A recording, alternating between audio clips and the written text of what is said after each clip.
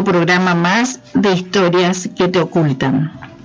Los argentinos necesitamos recuperar el valor de la verdad y desterrar la mentira, desterrarla de nuestra vida privada y de nuestra sociedad.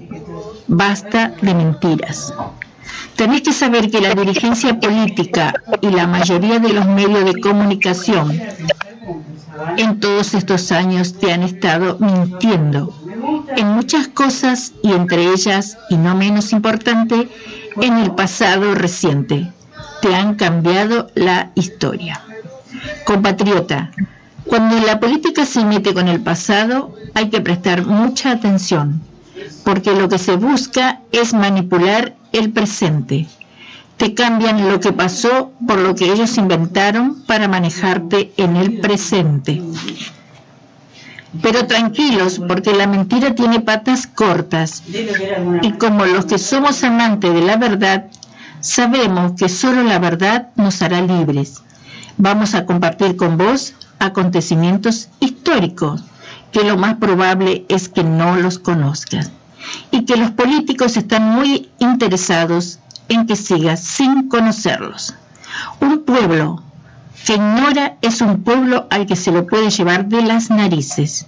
Un pueblo instruido y atento es un pueblo soberano. Este programa está bien pensado y dirigido para los jóvenes que no vivieron la época de los 70. Los terroristas no atacaban a los cuarteles. Ellos, ni siquiera a la policía, porque ellos no tenían un problema personal con las Fuerzas Armadas ni con las fuerzas de seguridad. Los militares y la policía eran un obstáculo, el escudo, la barrera, el freno que el pueblo argentino, que la sociedad había puesto para impedir que los guerrilleros alcancen el poder. Para conocer más a fondo todas estas historias, que seguro que no las conocías, y para que vos la escuches en primera persona, está en línea el señor Guillermo César Viola, licenciado en Ciencias Políticas, autor de diversas publicaciones referidas a la ciencia política, la política exterior, las relaciones internacionales, la seguridad nacional y la defensa nacional. Desde el año 1995 es socio activo del Consejo Argentino para las Relaciones Internacionales en el Instituto de Seguridad Internacional y Asuntos Estratégicos. A partir del año 2005, integró el Consejo Académico del Centro de Estudios Continentales sobre Seguridad y Justicia, asesor y auditor en técnicas y docencia en seguridad y vigilancia, miembro fundador de la Unión de Promociones. Buen día, señor Guillermo, ¿cómo está? Hola, Jovina, buenos días. Te agradezco muchísimo este contacto y la posibilidad que brindás para que la verdad histórica completa sea conocida por todo el pueblo argentino. Así es, Guillermo. Bueno, los objetivos y finalidad de Unión de Promociones. Sí, cómo no. En primer lugar, como miembro retirado del Ejército Argentino, junto con un grupo de camaradas, realmente manifestamos allá por el año, fines del año 2004, nuestra preocupación por lo que estaba acaeciendo en los inicios de lo que hoy se conoce como una persecución judicial a todo uniformado perteneciente a cualquiera de las fuerzas, ya sea armadas, de seguridad, policiales, penitenciarias y civiles, que durante los años 70 combatimos al terrorismo subversivo que asoló nuestra patria.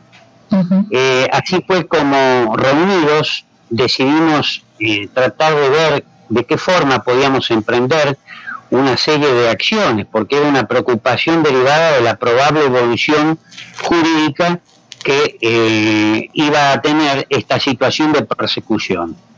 Entonces, con un grupo inicialmente de promociones del Ejército Argentino, empezamos 4 miembros del ejército argentino, y así se fueron sumando gente de otras fuerzas y aún civiles.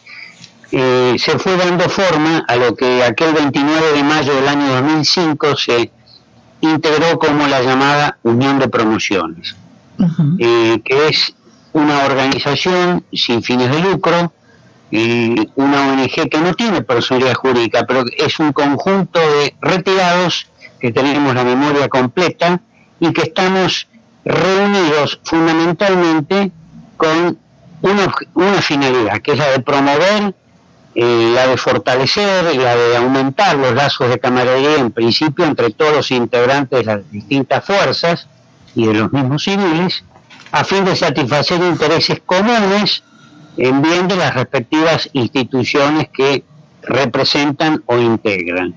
Y como objetivos fundamentales de nuestra organización es, en primer lugar, asistir y entender en todo lo que sea pertinente a todos los camaradas y civiles allegados, amigos, conocidos, que están detenidos, procesados, y a sus familias, en forma reunida y en forma solidaria con todas las fuerzas, buscando todos los caminos posibles, contemplando todas las acciones legales y reglamentarias que ayuden a obtener ese ansiado objetivo, que es la de terminar con esta persecución y la tamaña irregularidad jurídica que día a día se va sumando. Y en segundo lugar, el segundo objetivo es precisamente, va de la mano con lo que tu programa busca: incidir ante la opinión pública para que se esclarezca de una vez por todas la verdad histórica completa, guardando siempre especial interés por la memoria de todos los muertos. Así es. Muy bien, ¿y la situación de los presos políticos, cómo es actual? Realmente es un tema muy doloroso, realmente es un tema muy duro de sobrellevar. Por supuesto, como digo yo, en primera fila por aquellos que están poniendo el cuerpo, ya sea que están presos adentro de los penales o que están presos por haber conseguido, entre comillas, si así cabe la expresión, una prisión domiciliaria. Sí. Es un tema que a todas luces tiene un montón de aristas que son altamente degradantes, incomprensibles, aún ante los ojos de los extranjeros, que saben, a medida que uno lo va difundiendo, a medida que uno tiene posibilidad de ir haciendo conocer esto, lo que está sucediendo. Cosa que desgraciadamente, como bien señalaste vos, la masa del pueblo argentino desconoce. Muchas veces por falta de interés y otras veces porque les han, como se dice habitualmente, lavado la cabeza, les han lavado el cerebro y les han vendido un relato que a través de los años se ha ido solidificando. Sí. Bueno, y entonces, ¿puedes especificarnos cuál es la situación procesal de algunos que tengas más conocidos? Sí, cómo no, lamentablemente ejemplos de esto sobran, pero sería bueno en primer lugar aclararle a nuestra audiencia por qué decimos que son presos políticos. Sí. Y aquí la gran diferencia, yo no estoy hablando de políticos presos, claro, como debería haber, sino que estamos hablando de presos políticos. Simplemente eso no lo he inventado yo, no lo han inventado camaradas retirados, sino que lo han analizado, lo han escrito y se ha presentado ante los distintos foros nacionales e internacionales por parte de especialistas del derecho, gente idónea, gente que conoce la materia, sí. La definición de por qué son presos políticos.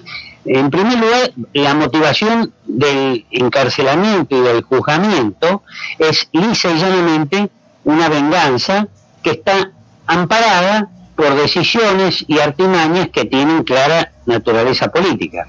Entonces, ahí es cuando uno dice que están siendo juzgados, habiendo sido apartados en forma inconstitucional de los que eran sus jueces naturales, y debido a que se aplica una jurisprudencia que no tiene nada que ver con el derecho de la guerra.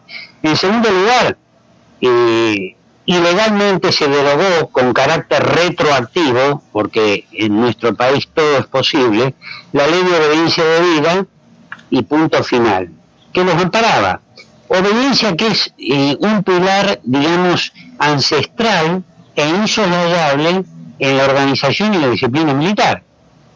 Y el tercer punto sobre el cual se basan los especialistas del derecho para sostener, denunciar y aún en cada circo judicial, si cabe la expresión, volver a reiterarlo, es que en la instrucción de las distintas causas, los abogados defensores han ido verificando numerosas violaciones a los principios del derecho nacional y del derecho internacional, y de hecho flagrantes atropellos a las garantías constitucionales. Sí. Todo esto que yo estoy diciendo, que no está inventado, que está, lo reitero una vez más, analizado, escrito, demostrado, denunciado ante los distintos foros, no solamente nacionales, sino internacionales, está desde el año 2006 incluido en un documento que se llama Los 14 Derechos Humanos que el Estado argentino está violando en perjuicio de los enjuiciados en su condición de prisioneros políticos o presos políticos. Sí. Hago una aclaración.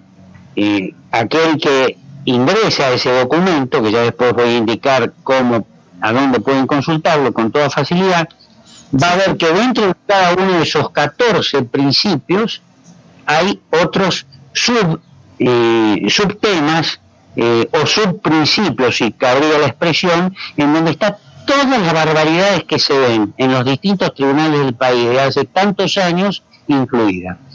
Ese documento es permanentemente, digamos, traído a colación en cada juicio y se lo utiliza, ¿no?, como herramienta, porque ahí está perfectamente definido cuál es el principio y en forma resumida explicado. Entonces, aquel que es abogado o ex juez, por supuesto los que están en actividad también, esto lo saben de memoria, pero lamentablemente estamos ante una situación en donde la mayoría de los jueces cometen en forma permanente un prevaricato y en algún momento van a tener que rendir van a tener que rendir cuentas ante una justicia que esté saneada y que sea realmente independiente. Claro, claro que sí. Bueno, entonces estábamos hablando de la situación procesal de ellos, de estos presos políticos. Ahí te puedo dar unos números, si querés, para calificarlo a ver. Sí. Desde que empezó este proceso persecutorio, allá por el año, empezó un poco antes del 2003, pero empezó en 1983 con el advenimiento del gobierno de Alfonsín. Ya había empezado en los últimos años del que era el gobierno militar a producirse algunas presentaciones judiciales, principalmente ya en el año 1982, y se desató a partir del 10 de diciembre del 83. Al día de hoy han atravesado por distintas situaciones procesales 2.480 mujeres y hombres, civiles y uniformados de todas las fuerzas. Cuando yo hablo de 2.480, incluyo a los fallecidos en cautiverio, incluyo a los que están procesados, a los condenados y a los pocos absueltos que ha habido. Y un detalle muy, digamos, fuerte, doloroso para marcar.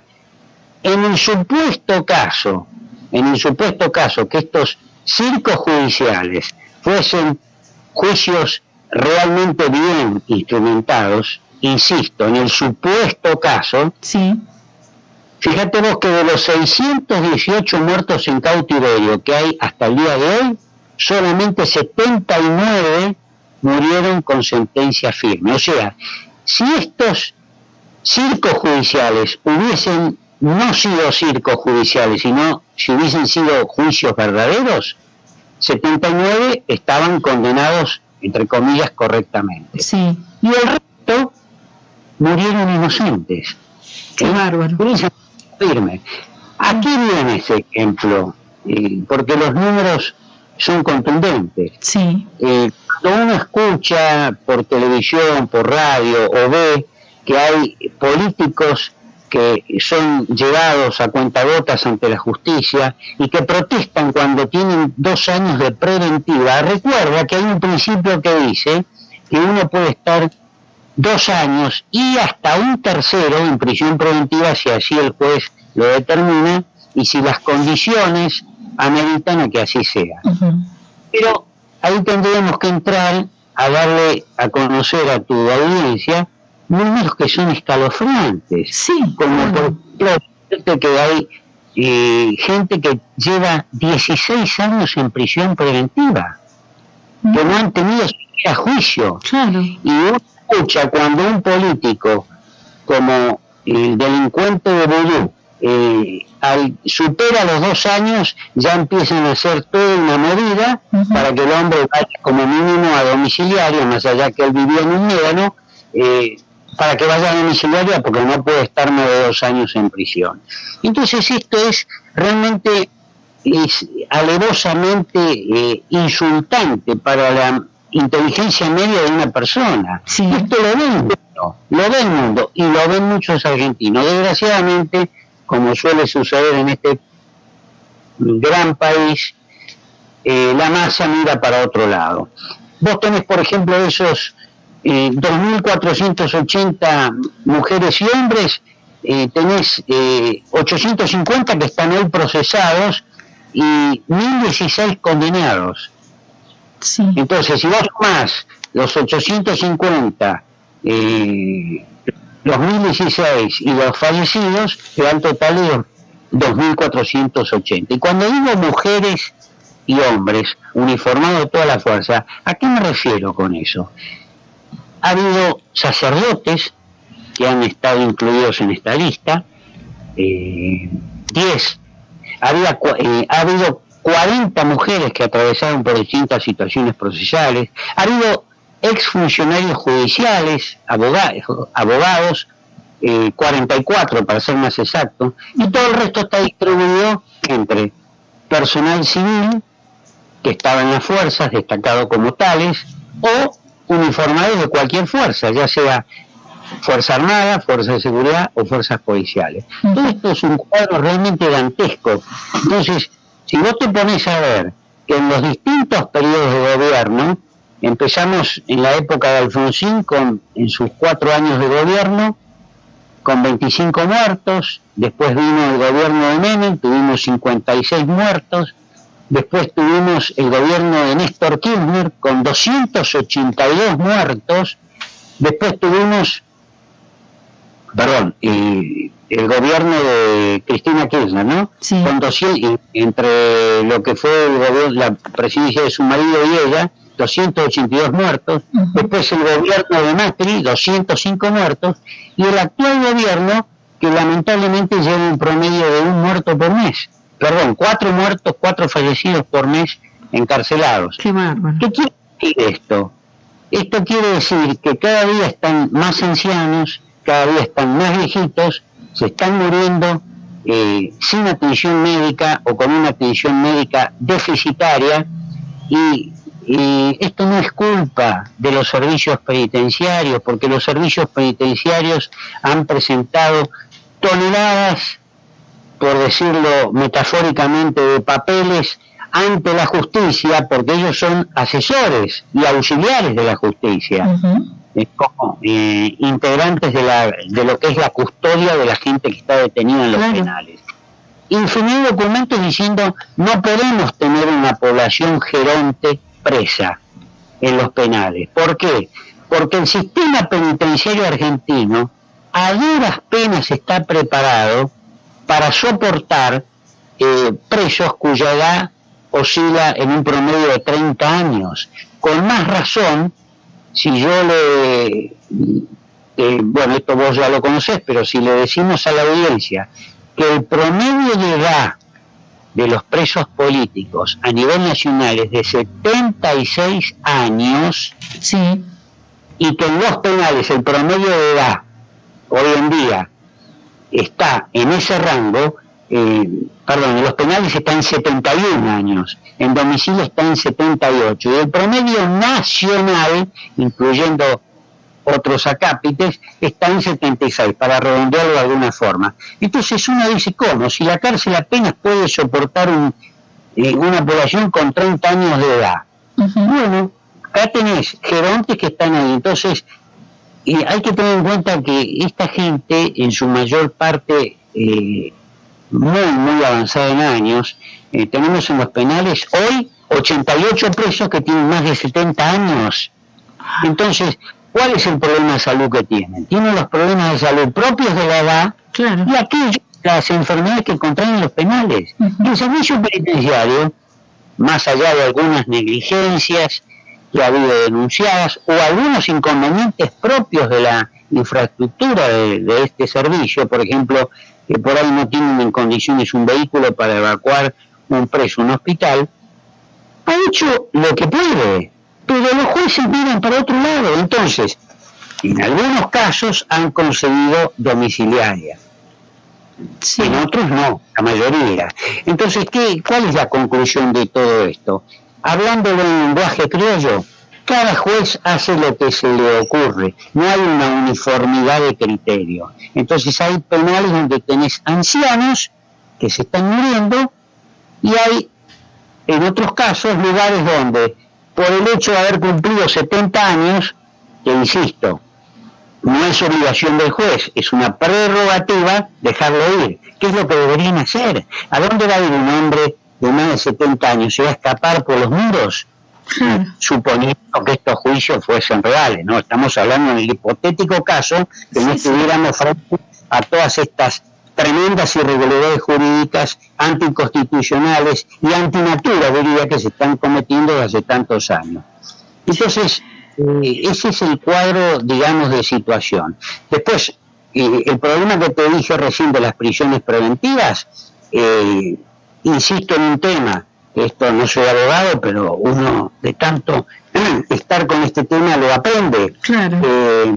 Un preso puede estar de cualquier condición, civil o militar, puede estar preso 2 años en prisión preventiva y hasta un tercero si las condiciones ameritan a que el juez se pueda estirar a un tercer año. El promedio de años de prisiones preventivas cuando digo nuestra gente me refiero a los presos políticos, no hablo del ejército argentino, hablo de todas las fuerzas y de los civiles perseguidos. Bueno, cuando uno habla de eso, tengo que decir que el promedio de años de prisiones preventivas es de 8,28 años. Entonces, vos te das cuenta, es una tremenda... Una locura total.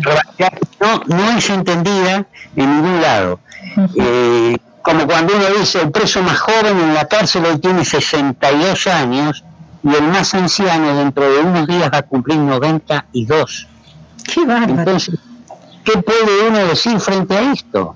Cuando la mayoría ha fallecido, como te indiqué antes, sin sentencia firme, en el supuesto caso que estos hubiesen sido juicios realmente, entre comillas, bien llevados a cabo. Bueno, ese es el cuadro, digamos, para no marear a tu audiencia, dantesco como lo bautizo yo, en cuanto a números. Sí, la verdad que es escalofriante toda la cifra y todo lo que has dicho hasta ahora, sin palabras, es una locura total que estén pasando estas cosas. Bueno, ya nada, ¿viste? Nada nos sorprende con todo lo que nos sucede a diario y bueno, la manipulación que hay es tremenda. Vos sabés que me gusta escucharte porque sé que sabes mucho y estás en este tema todos los días, estás tras de esto. ¿Podés contarnos algo más a la audiencia sobre esto, el cautiverio que viven esta gente, y sin encontrar una causa que justifique que por qué los tienen ahí? ¿Es una venganza? ¿Qué es esto? Mira, no cabe ninguna duda, es como decimos siempre, una persecución antijurídica, anticonstitucional, teñida de venganza ideologizada, tal como yo lo indico en cada mensaje que saco de la Unión de Promociones, donde anuncio, por decirlo de alguna forma, si se me permite la expresión, sí, el fallecimiento de algún camarada o de algún civil perseguido. Entonces pongo persecución jurídica teñida de venganza ideologizada. Pero, ¿a la luz de qué? De la actuación de una justicia netamente prevaricadora. Y es un plan, aunque sea doloroso decirlo, es un plan de exterminio, porque esto está acordado, no hay forma de negarlo, está acordado por la clase política, no interesa este tema, es políticamente incorrecto tratarlo. Entonces los políticos es como que se han puesto de acuerdo. Vamos, la solución va a ser la solución ¿cuál? La solución biológica. ¿Qué significa eso? Esperar que se mueran todos. Así crudamente lo digo porque así crudamente lo percibimos y así crudamente lo vemos en cada evolución de cada circo judicial. Fíjate un detalle. La Procuraduría General de la Nación, en el año 2017, para ser exacto, en marzo del 2017, sacó un documento, palabras más, palabras menos, que decía: en materia jurídica y de investigación de los delitos llamados de lesa humanidad, el Estado, ya me lo sé de memoria de tanto decirlo en tantas entrevistas, por eso lo relato de corrido, sí, el Estado ha avanzado un 30%. Se estima que para tener definitivamente cerrada esta oscura página de nuestra historia, palabras de la Procuraduría General de la Nación, se necesita un plazo de 22 a 25 años más de investigación. Estoy hablando del año 2017. En el año 2017 el preso más joven tenía 60 y el más viejo tenía 90. Entonces, si vos sumás 22 años, ¿qué significa eso? Están todos muertos. Claro. Sí. Entonces, 2 años después, en marzo, pero del año 2019, la Procuraduría de Derechos Humanos, hay varias procuradurías, funcionan como compartimentos, si se me permite la expresión, estanco. Aquellos abogados que estén escuchando sabrán disculparme, no soy abogado, pero creo que con el ejemplo soy claro. Funcionan como compartimentos estanco, pero se complementan. Y sacó un documento similar, diciendo que en materia investigativa de delitos llamados de lesa humanidad, el Estado avanzó un 42%. Ya habíamos aumentado un 12% respecto al 2017. Y se estimaba que para tener definitivamente cerrada esta oscura página de nuestra historia, se requiere un periodo investigativo de 18 a 20 años más. Te estoy hablando de un documento de marzo del año 2019. Sí. Vamos a ver qué pasa este año. Entonces seguimos con lo mismo, cada vez más viejos, y el circo judicial sigue. Sí. Y hay un concepto que sobrevuela todo esto, que está perfectamente escrito, desarrollado en un montón de documentos, incluso sumamente claro, contundente, como el que escribió nuestro amigo José D'Angelo, sí. Mentirás tus muertos, falsedades y millones detrás del mito de los 30.000 desaparecidos. ¿Qué quiero decir con esto? Resumiendo lo que dice en esa importantísima obra nuestro amigo José. Todo esto es un gran negocio, es un gran negocio. Sí, la corriente negro que viene de los organismos de derechos humanos es infinita, constante, permanente, y de esto comen mucho. Entonces lo que menos les interesa son las personas que están metidas dentro de esta maquinaria con la cual se la persigue, o sea, los uniformados y los civiles perseguidos. Y de esto comen muchos, evidentemente. Entonces, El prevaricato está a la orden del día. Por supuesto, vos me preguntarás, ¿pero esto no se ha denunciado? Sí. En forma permanente, constante, no solamente ante todos los tribunales. A veces la gente pregunta o dice, creo que tenemos que denunciarlo. ¿Cómo explicar que todo esto está perfecta y constantemente denunciado? No solo ante los organismos nacionales, sino ante los organismos internacionales. Y se le ha aclarado a la gente, por ejemplo, que hay 3 organismos internacionales que reciben las denuncias que pueden hacer los que están perseguidos por estos juicios, si así se los puede llamar, en forma directa, sin necesidad de que esté agotada la última instancia, porque todos sabemos que por ahí, si no está agotada la última instancia, no se puede acceder al exterior. Bueno, hay 3 organismos que la reciben en forma directa. La Comisión Interamericana de Derechos Humanos, que está totalmente infectada o infectada, la Corte Interamericana de Derechos Humanos, que funciona en Puerto Rico, y el Alto Comisionado de las Naciones Unidas para los Derechos Humanos, que está en New York también como la Comisión Interamericana. Que en el gobierno anterior de Donald Trump, este último expresidente le cortó el flujo de dinero diciendo que no cumplía con sus funciones para la cual había sido creado porque estaba ideologizado. Estoy simplemente diciendo una realidad que dijo el expresidente Donald Trump, haciendo juicio de valor de su presidencia, sino haciendo referencia específica a lo que señaló. Este organismo está ideologizado, no cumple la función para la cual fue realmente creado. Y lo mismo pasa con la Comisión Interamericana y con la Corte Internacional de Derechos Humanos. Entonces, a esos organismos se presentó oportunamente y se sigue presentado, por ejemplo, en la Comisión Interamericana de Derechos Humanos ya se han presentado arriba de 620 cautelares. Sí. Es un trabajo constante. ¿Qué hacen? Acusan recibo, asignan un número de expediente y al cajón. Y en algún momento esto va a tener que terminar. Pero ¿cómo? ¿Cuándo va a terminar? No lo sé. Qué bárbaro, qué bárbaro. ¿Y no hay otro lugar, otro medio donde se puede seguir haciendo estas denuncias?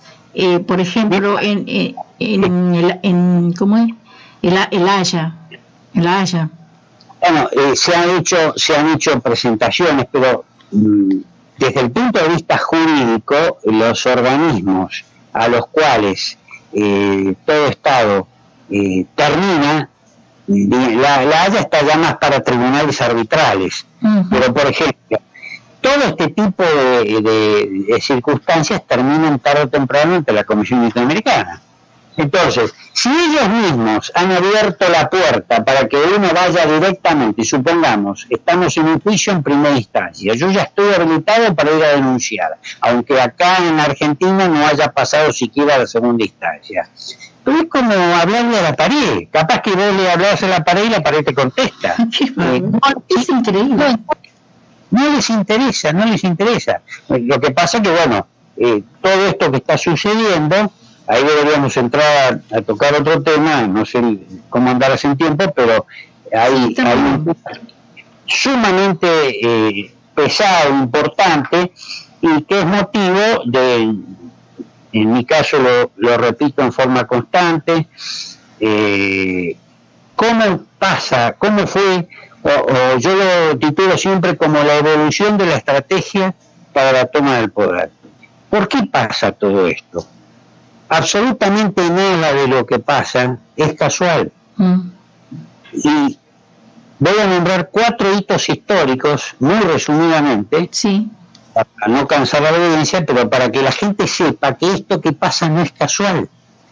En 1913, fíjate el año que te estoy diciendo, salieron las famosas sentencias de Lenin. Ese es un hito. En 1923 apareció la Escuela de Frankfurt, que empezó a hablar de la revolución cultural. En 1937 apareció Gramsci, fundador del Partido Comunista Italiano. Y en 1990 aparece el Foro de Sao Paulo.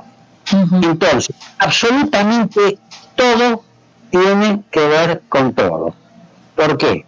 Porque las sentencias que escribió Vladimir Lenin en 13, las tomó en la Escuela de Frankfurt, que inició el tema de la revolución cultural. Era un grupo de investigadores que adherían a las teorías de Hegel, de Marx y de Freud. Sí. Tomaron las sentencias y las empezaron, digamos, a modelar. Y fíjate lo que decían en la Escuela de Frankfurt en 1923. Ellos hablaban, por ejemplo, de fomentar la desintegración familiar, aumentar la dependencia de los beneficios estatales. Hablaban de un vaciamiento de iglesias, hablaban de destruir la autoridad educacional, hablaban de aumentar la inmigración para destruir la identidad de los países. Eso está pasando hoy. Por eso habría que producir continuos cambios para de esa forma crear confusión, y hablaban de fomentar, por ejemplo, la homosexualidad en menores. Te estoy hablando del año de la Escuela de Frankfurt, 1923, y que empezaron a hablar de la revolución cultural. Sí. ¿Y qué pasó en 1937? Apareció Gramsci, el famoso Antonio Gramsci, que hoy en día más de uno lo nombra a veces de largo, pasa de largo el comentario, y ni siquiera la gente en su gran parte lee el porqué. Claro. Este hombre fue el fundador del Partido Comunista Italiano, ¿no?, durante la primera parte del siglo XX. Y con él empezó a tratarse el concepto de la llamada hegemonía cultural. Entonces insistió permanentemente en el concepto que él dio en llamar bloque hegemónico, y se apoyaba constantemente en el decálogo de Lenin. Entonces, para no hacerlo larga, ¿qué hacía él? ¿Cuál era la estrategia gramsciana? Él tenía este concepto: tenemos que adueñarnos del mundo de las ideas, para que nuestras ideas sean las ideas del mundo. Ese trabalengua o cambio de palabras, clarito como el agua, porque uno lo dice, lo lee detenidamente y se da cuenta del alcance. Adueñarnos el mundo de las ideas, para que nuestras ideas sean finalmente las ideas del mundo. Entonces él, todo eso lo llevó adelante con 3 pasos.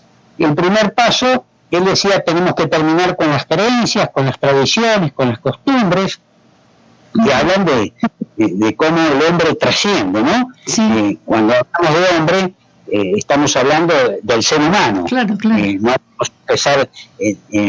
No habían empezado todavía con el tema del género, hablar de hombre, mujer, de un neutro, etcétera. Sí. Después, el segundo paso, hablaron de que había que crear una nueva cultura en donde no haya lugar para la trascendencia. O sea, todo así, el montón, la masa. El tercer paso era alinearse de la sociedad política, que va a influir entonces en el accionar que ideaba Gramsci. ¿Para qué? Para que sea una sociedad domesticada y temerosa.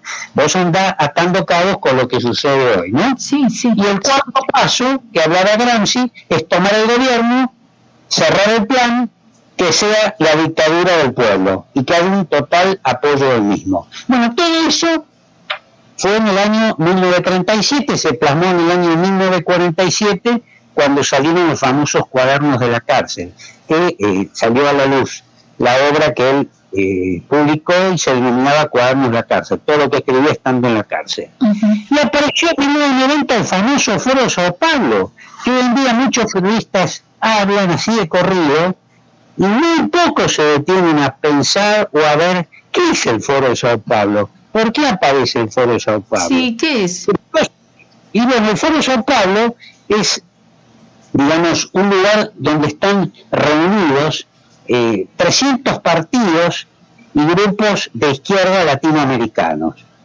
Está fundado por el Partido de los Trabajadores de Brasil, Pablo, como te dije antes, en el año 1990. Sí. Y el foro ha sido, digamos, constituido para reunir esfuerzos de todos esos partidos latinoamericanos y movimientos, todos de izquierda, para debatir sobre el escenario internacional. O sea, un espacio donde se juntan, intercambian ideas, debaten qué está pasando en el mundo a partir del año que cayó el muro de Berlín, que fue en 1989, y las consecuencias del neoliberalismo, que para ellos es igual que hablar de Satanás, en los países de Latinoamérica y el Caribe. Y fíjate un detalle, desde que fue constituido el Foro de Sao Paulo, salvo en 3 años, se ha reunido en todos los años en forma rotativa en distintos países. En nuestro país ya se reunió en 4 oportunidades. Y acá pasó de largo como colectivo lleno. ¡Qué bárbaro! Claro, y fíjate un detalle también. ¿Qué decía el Foro de Sao Paulo? El Foro de Sao Paulo tenía clarito que había, por ejemplo, 3 etapas, decían ellos, ¿no? La primera etapa era la implementación de un gobierno populista. Cuando uno habla de esto, tiene que pensar en la República Argentina. ¿Qué pasó acá? Sí. Y ahí empieza a atar cabos. La segunda etapa, ellos dicen consolidar. Y la tercera etapa es el llamado inicio del neocomunismo, o como se le llama también socialismo del siglo XXI. Entonces, si uno se pone a repasar, en mérito del tiempo no voy a desarrollar cada uno de los puntos de esos, pero sí puedo decir que, por ejemplo, ellos hablaban en una primera etapa de que había que aumentar las asignaciones familiares. Si te suena algo conocido. Sí, muy conocido. Aumento de los cargos públicos. Hay cosas que dispuso el Foro de Sao Paulo que no se cumplieron. Por ejemplo, cuando dice aumento, y fíjate el detalle, ¿no?, de los salarios y de las pasividades. Uno piensa en los pobres jubilados y digamos, medios de comunicación, iniciar un proceso de autocensura. Eso es la primera etapa. Persecución de los integrantes de todas las fuerzas. Habla siempre de derechos humanos. Meter, con otras palabras, lo digo para que quede claro, en la cabeza el concepto de derechos humanos y discriminación. Derechos humanos, un concepto totalmente politizado y deformado por estos grupos, porque los derechos humanos son una institución del derecho internacional que nacieron en la posguerra mundial. Derechos humanos, un concepto del derecho internacional. Pero acá vos decís en Argentina derechos humanos y rápidamente te acordás del gobierno militar y de la represión. Otro término, otra expresión que ha sido totalmente deformada, porque está en la Constitución. Claro. No es mala palabra, pero acá lo decís y enseguida te miran de reojo. Sí. Bueno, entonces decían eso, incremento de la delincuencia común, desvalorizar los símbolos patrios. Fíjate que es el único país del mundo, yo no voy a cuestionar la capacidad de los músicos argentinos, ni mucho menos, porque los hay y muy buenos, sobresalientes, brillantes diría yo, pero es imposible digerir cuando el himno nacional argentino es interpretado de otra forma que no es la que debe ser, la forma en que fue compuesto y escrito en su momento, que está totalmente deformado. En ningún país del mundo se ve lo que se ha visto acá. Y eso está dentro de lo que es desvalorizar los símbolos patrios, como por ejemplo en una plaza, bajar el símbolo nacional máximo, nuestra bandera, y reemplazarla por la bandera de todos estos grupos de travestis, lesbianas y demás cuestiones, que ha pasado en varios lugares del país. Qué bárbaro. A la Iglesia, lograr la impunidad de hechos delictivos para lograr el apoyo de la masa con el tiempo, disolución paulatina de la oposición. El Foro de Sao Paulo, en una primera etapa, ocupar terrenos fiscales, ocupar fábricas, bajar el nivel de educación. ¿Qué quiere decir esto? Si yo bajo el nivel de educación, embrutezco al pueblo. Dame un pueblo bruto y hambreado, bruto en el buen sentido hablo, ¿no? Y hambreado, y lo sojuzgaré con facilidad, lo manejaré con facilidad. Es lo que está pasando. Exactamente. Después, evolución del narcotráfico, liberar el consumo de drogas y poner más impuestos a los que tienen mucho, a la riqueza, y quiebre paulatino el sistema de salud. Si yo te doy por escrito esos principios y vos los vas tildando, entonces te vas dando cuenta qué es lo que se ha cumplido. Claro. La segunda etapa, por ejemplo, de la consolidación, el Foro de Sao Paulo habla de quebrar la clase media, la ley de censuras, la ley de medios, aprobar el aborto, el deterioro económico, legislar el tema de la marihuana, división de municipios, provincias y departamentos, persecución de las Fuerzas Armadas y su reemplazo paulatino por las milicias populares.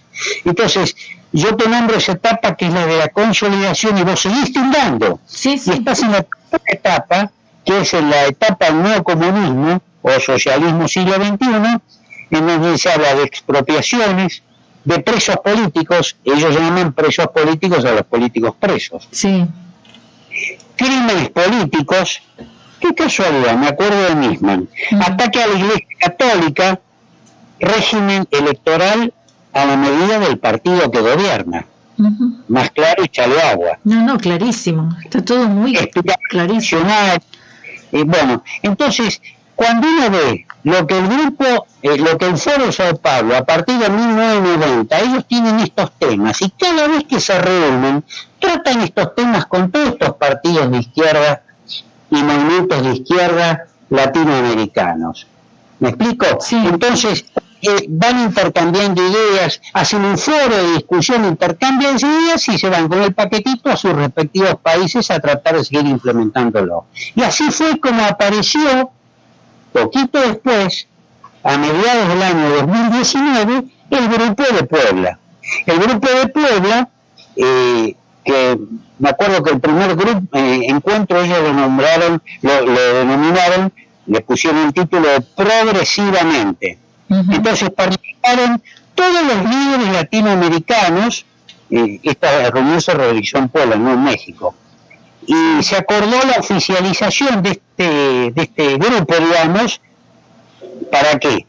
Para que se reuniera de ahora en más, a partir del 19, 2 veces por año. Y la presidencia de ese partido, de ese grupo, perdón, actualmente es un tal Alberto Fernández. No sé si te suena. No, por favor. Bueno, entonces, ¿qué pasa? Ahí tenés tipos como Payana, Tomada, Felipe Solá, están todos metidos ahí. ¿Y qué es lo que hace? Este es un espacio de acción, un espacio de coordinación, un espacio de articulación. Si querés que te lo denominen criollo, es el músculo ejecutor de las políticas del Foro de Sao Paulo. O sea, el Foro de Sao Paulo elabora ideas, baja ideas, y el Grupo Puebla las instrumenta, las ejecuta. Por eso digo que es el brazo ejecutor. Entonces, todo esto que está sucediendo en la Argentina y en otros países latinoamericanos no es casual. Todo esto no es casual. Todo esto está perfectamente planificado, está perfectamente llevado adelante. El dominio paulatino de los medios de prensa. Acordate que en el segundo gobierno de la actual vicepresidente se creó la Oficina de Pensamiento Público. Pensamiento nacional, perdón, pensamiento único. Entonces, una oficina en la cual elaboraban lo que vos tenías que pensar, cómo pensarlo y cómo decirlo. Entonces, eso, y hablar de comunismo, ¿viste?, o socialismo siglo XXI, es exactamente lo mismo. En los 4 años posteriores del gobierno de Macri no se hicieron un montón de cosas que había que haber hecho para poder terminar con este flagelo, para poder regularizar ante todo, porque acá convengamos que el principal escollo, el principal responsable de todo esto es la corporación político-judicial. A la cabeza los jueces que cometen prevaricato en forma, la mayoría de ellos, en forma constante, en forma descarada, en forma abierta. Y cuando uno habla de corporación político-judicial, vos viste lo que son los políticos, se van reciclando, sí, son siempre los mismos, hay tipos de aquellos años que todavía siguen vivos y hablan como si tal cosa. Y sigue la prensa saca la prensa no dice nada, sí, no, totalmente todos amordazados, la verdad que es increíble. Sí. Bueno, ese es el panorama en grande, digamos, de lo que es, como yo digo, la evolución de la estrategia para la toma del poder. Como cierre de ese tema, te digo, cuando Gramsci toma la manija, en 1937 dice, tenemos que terminar con el intento de acceso al poder a través de la violencia. Hay que dejar las armas de lado. Tenemos que conquistar la cabeza del hombre, ir por las ideas, la pata cultural. Eso fue en el 37. Acá, todo llega tarde, empieza todo esto en 1983, en el gobierno de Alfonsín. ¿Y quién era el verdadero monje negro? Que fue el iniciador, el ejecutor, el introductor del socialismo en la Argentina. ¿Quién fue? Ex ministro de Relaciones Exteriores y Culto de Alfonsín, Dante Caputo. Ese era el cerebro mágico. Medalla de oro de la Universidad de Buenos Aires, un tipo sumamente capaz, un tipo sumamente inteligente, pero que tenía una misión clara. Fue el verdadero monje negro del proceso, del proceso que encabezó, no me refiero al proceso militar, al proceso democrático que encabezó Raúl Alfonsín.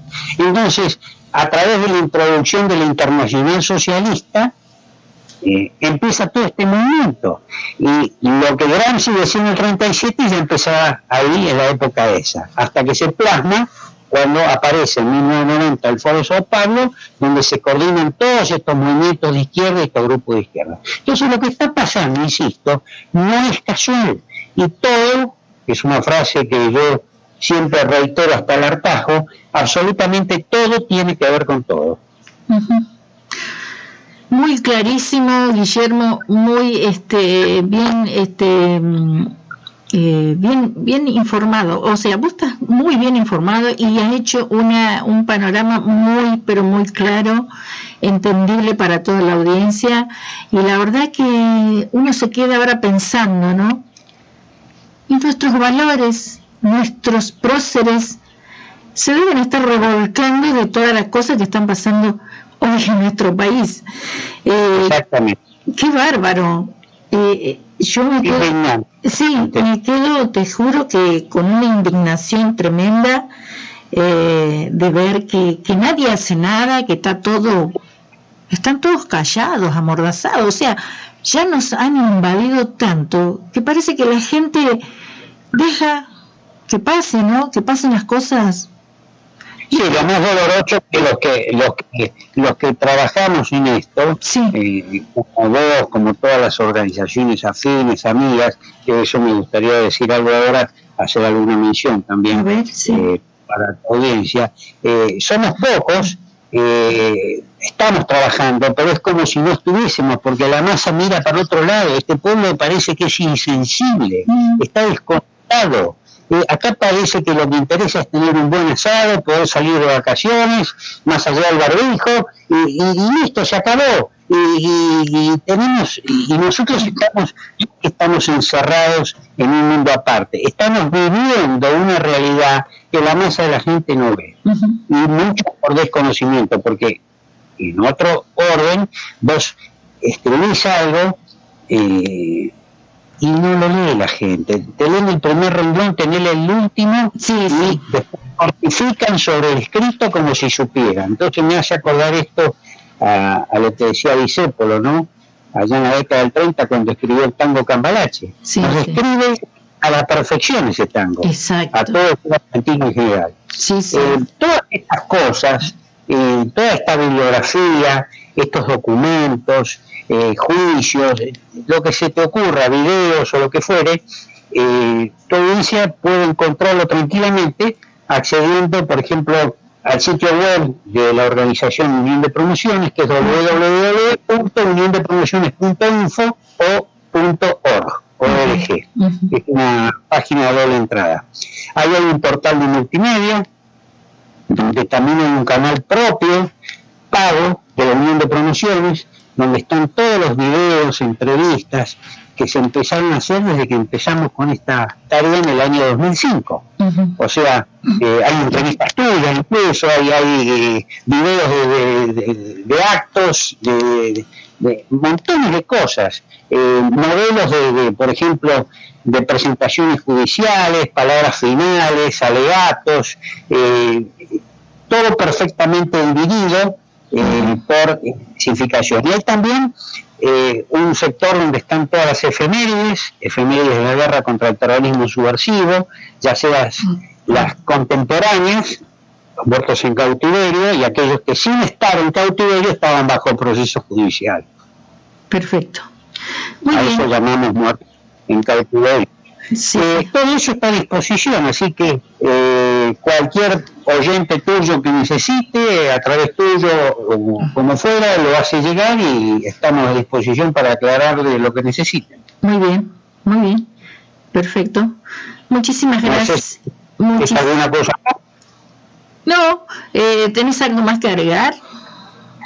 Bueno, simplemente, hacer una mención que hay otras organizaciones, amigas, sí, como AFAVITA, que la presiden la señora Silvia Patricia Ibarzábal y el coronel Andrés Fernández Endoya, ambos hijos de asesinados en la época del terrorismo, AFIAPA, de Cecilia Pando, Asociación de Familiares y Amigos de las víctimas del terrorismo, la de Silvia Ibarzábal. Sí. Y la dos es AFIAPA, la de la señora Pando del Mercado. Después está el grupo grande de abogados que se han nucleado en la Asociación de Abogados por la Justicia de la Concordia, que son más de 350 abogados, ex jueces que están trabajando fuertemente políticamente, los más antiguos, digamos, los que ya se han jubilado, y activamente como defensores los más jóvenes. Hay un montón de organizaciones del interior, como la de Fernanda Mejía, blogs, programas de radio, periodistas allegados que colaboran. Todo eso está metido en la página web y es necesario que la gente se entere, entre, colabore desde el punto de vista de la interacción y aún de la difusión, para que se conozca casualmente lo que vos con tu programa peleás. Y el programa nuestro, de los presos políticos, que vos ya bien lo conocés, que también se llama De Eso No Se Habla, y que se emite todos los martes por AM380 Radio del Pueblo, AM830 Radio del Pueblo, y que llega por internet a todos los países de Latinoamérica y del mundo que así lo sintonizan. Muy bien, Guillermo. Muchísimas gracias por tu espacio, muchísimas gracias por estar hoy en mi programa. Te agradezco profundamente todo lo que has hecho, todo lo que dijiste, quedó todo muy bien claro. Así que... la invitación, y también renuevo mi reconocimiento por ser quien sos la hermana de un héroe que luchó contra el terrorismo y que dio su vida peleando contra el terrorismo subversivo allá en Formosa en la década del 70, y realmente tener a alguien como vos en primera línea también trabajando codo a codo es una honra muy grande y un combustible y un empuje para los que estamos también en la misma senda. Muchísimas gracias, Guillermo, un placer. Bueno, un beso grande y un saludo a tu audiencia. Gracias, que tengas un buen día. Gracias, igualmente.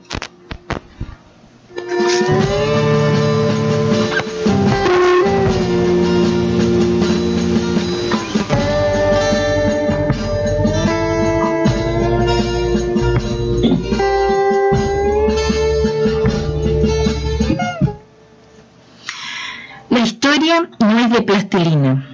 El pasado no es de plastilina. No se lo puede moldear, no se puede manipular la historia hasta que nos dé una imagen del pasado que nos convenga en el presente. Lo que pasó, pasó, y es lo que es. y significa lo que significa. Las opiniones son libres, los hechos son sagrados. El edificio formidable, construido con la plata de los argentinos, dice en su fachada: memoria, verdad y justicia. ¿Cómo se puede hablar de memoria si los hechos pasados los han moldeado, manipulando en el presente? Es absurdo. ¿Qué sentido tiene pedir conocer la verdad si hoy, en el presente, se construye un relato del pasado hecho a medida de determinados intereses? Es absolutamente contradictorio. ¿Qué sentido tiene pedir justicia si no hay verdad? Si no se admiten los hechos, solamente se hace justicia cuando hay un hecho cierto, si no se puede saber qué pasó realmente. ¿Qué justicia puede haber? Te mintieron y hay más historias que te ocultan. Acá estamos nosotros para contarte la verdad. Como siempre, muchísimas gracias a vos que estás ahí del otro lado y a FM Radio Brisas por el espacio que me brindan. Será hasta el próximo programa. Quiero cantar por los olvidados, a los que ninguno les cantó, por los inocentes que con heroísmo dejaron su vida en un cuartel, por aquellas madres de pañuelos negros a las que ninguno escuchó, que siguen penando por las almas de aquellos que no tienen paz, para no olvidar a los asesinos que mataban con impunidad, escondiéndose tras los ideales que ellos solamente decían tener, por Hermindo Luna que entregó su vida defendiendo con su cuerpo y alma aquel cuartel. Por eso a la historia le falta una parte que hasta ahora nadie decidió contar. Aguante, soldado, que en algún momento todo lo escondido debe salir a la luz, y vos desde el cielo, que hoy sos una estrella, podrás descansar de una vez en paz.